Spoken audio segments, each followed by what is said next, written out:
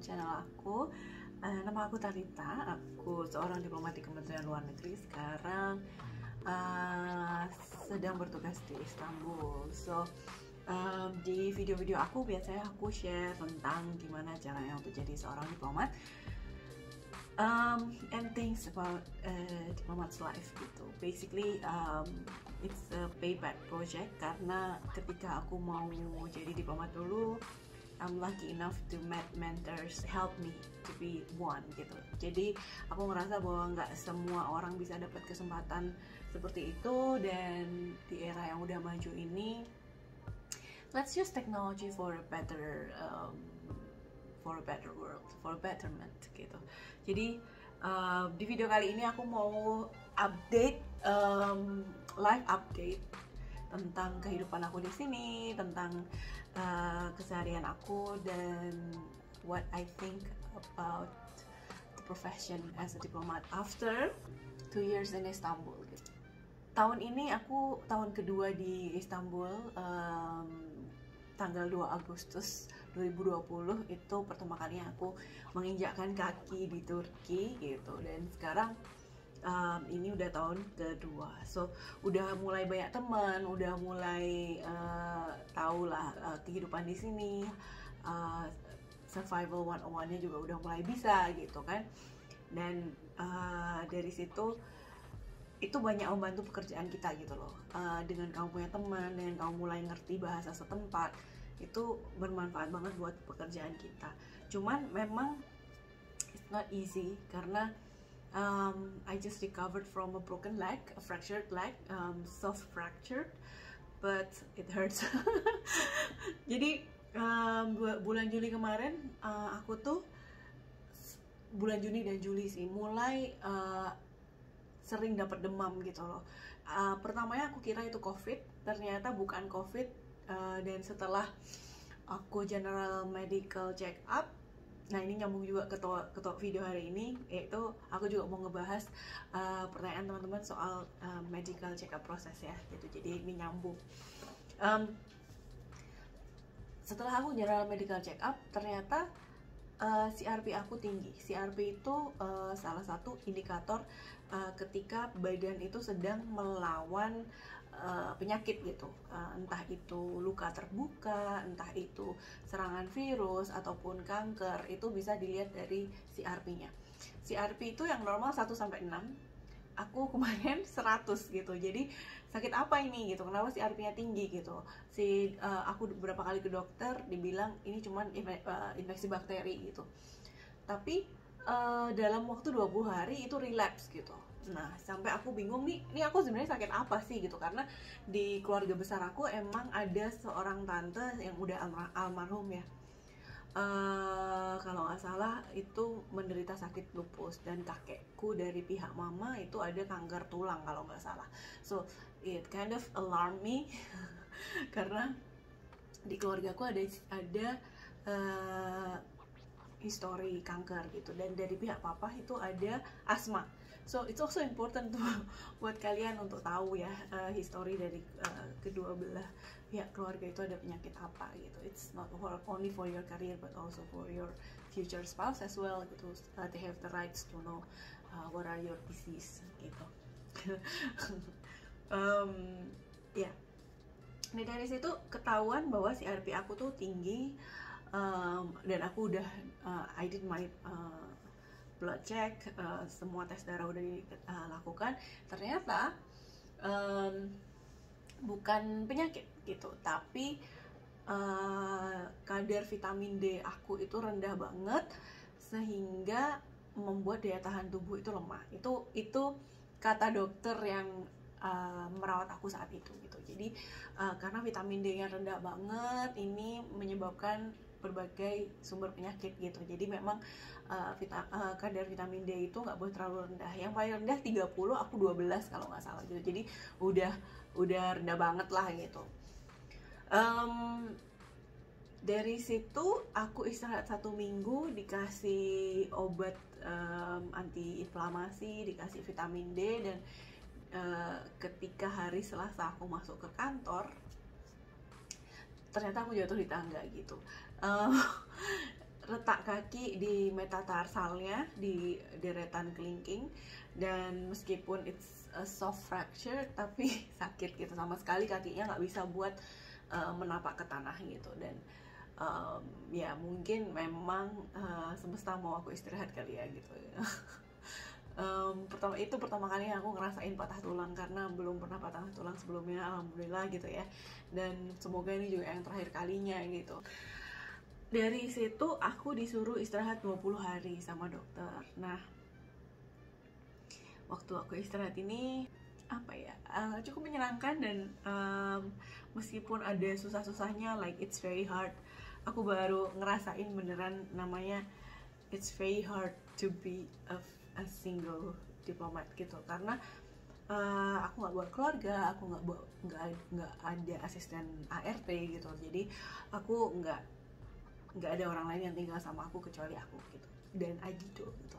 So ketika kaki aku patah ini bener-bener mengganggu mobilitas aku gitu.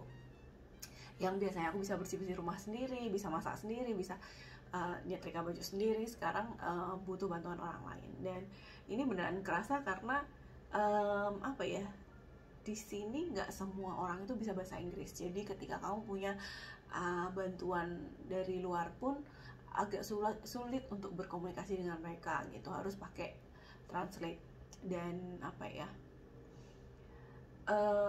kerasa banget susahnya hidup sendiri gitu ya, kecuali kalau kita emang lagi sehat-sehat aja dan bisa berfungsi secara normal, itu mungkin nggak terlalu berasa gitu. But when you are single, you don't bring your family here, then ini mulai kerasa lah gitu susahnya gitu. In the other hand, selama masa istirahat ini aku jadi kenal sama orang-orang baru, karena I hired a housekeeper, terus I hired a security guy yang ada di gedung untuk bantu-bantu aku. So I made new friends. Dan selama masa aku istirahat ini, aku gunain waktu yang kemarin gak sempat untuk explore lagu-lagu baru, konten-konten baru di YouTube, which sebenarnya nggak terlalu baru-baru amat sih, tapi berkat aku sakit kemarin, I kind of become an army. Jadi kemarin gara-gara aku istirahat selama 20 hari itu, aku mulai dengerin lagu-lagu BTS, mulai diawali dari lagunya si Jungkook sama Charlie Puth gitu.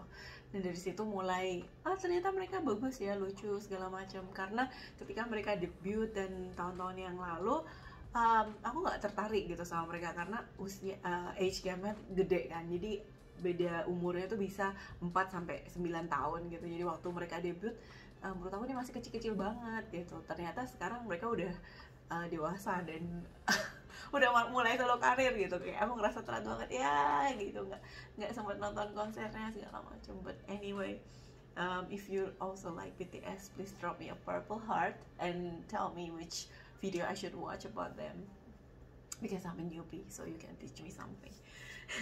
So that's an update about being a single diplomat. But yeah, I know it's hard to live alone, live by yourself in a foreign countries when your friends are not here. But deep down in my heart, I also want to encourage you to get married for the right reason gitu. Jangan don't get married because you're afraid to be alone when you're abroad and on your assignment gitu loh. But get married for the right reason, for the right person. So I think it will be better than if I got married, because I'm scared to be lonely. Yeah. That's a small piece of my mind. Di video kali ini, aku kemarin ketika aku sakit juga jadi punya banyak waktu untuk baca-baca komen. Dan ternyata di video aku itu beberapa minta Kak bahas dong tentang kesehatan gitu, tes kesehatan. Nah, kalau dari aku, it's been a while gitu, dari aku masuk itu 2015. So aku tes kesehatan sekitar November 2014-an, Oktober November 2014-an. Terus pengumuman itu 31 Desember 2014. Dan broken heart-nya itu kalau misalnya nggak keterima, jadi kayak akhir tahun itu benar-benar broken heart gitu ya. Yang jelas ini dari yang masih terrekam di ingatan aku,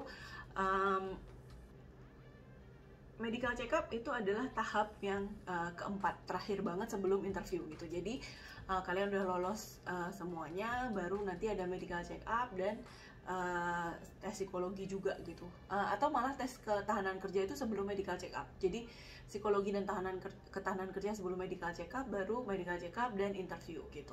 Dari tahapan medical check up ini sebelumnya kalian akan menerima informasi surat yang menyatakan bahwa hey kalian lolos ke tahap berikutnya gitu.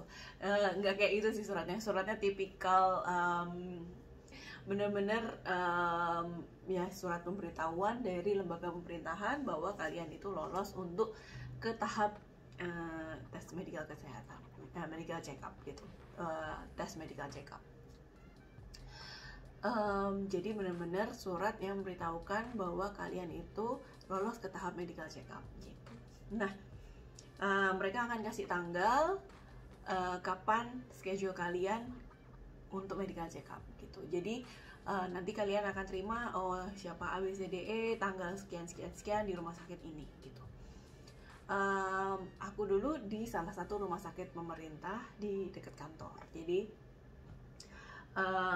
memang waktu itu juga udah dikasih tahu bahwa datang dengan pakaian bawahan hitam atasan putih itu hem.